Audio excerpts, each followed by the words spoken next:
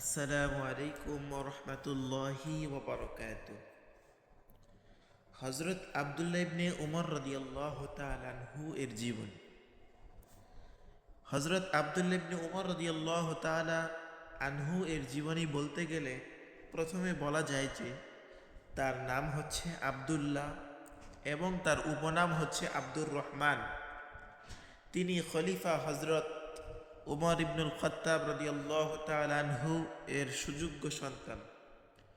হজরত আবদুল্লাহ ইবনে উমর রাদিয়াল্লাহু তাআলা আনহু তার মাতার নাম হচ্ছে জয়নব বিনতে মাজউন।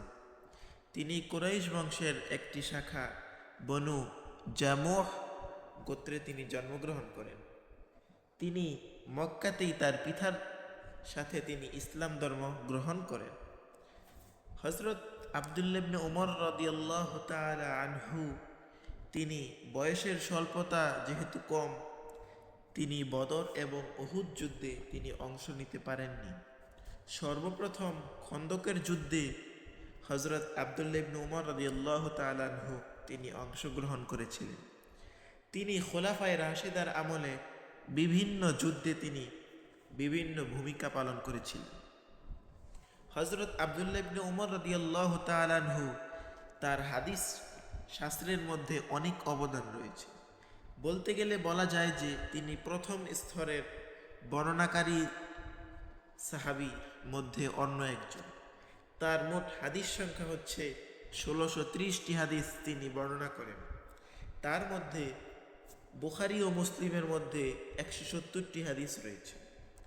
তার নিকট হতে সাহাবী তাবেঈ সমূহ লোকেরা হাদিস অধ্যয়ন করেছেন আবদুল্লাহ ইবনে উমর রাদিয়াল্লাহু তাআলা আনহু থেকে।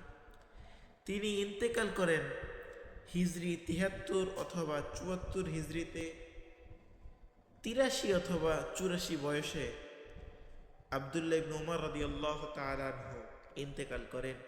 ইন্না লিল্লাহি ওয়া ইন্না ইলাইহি রাজিউন। হযরত আবদুল্লাহ ইবনে উমর রাদিয়াল্লাহু তাআলা আনহুকে জিতুয়া নামক স্থানে তাকে দাফন করা হয়েছিল।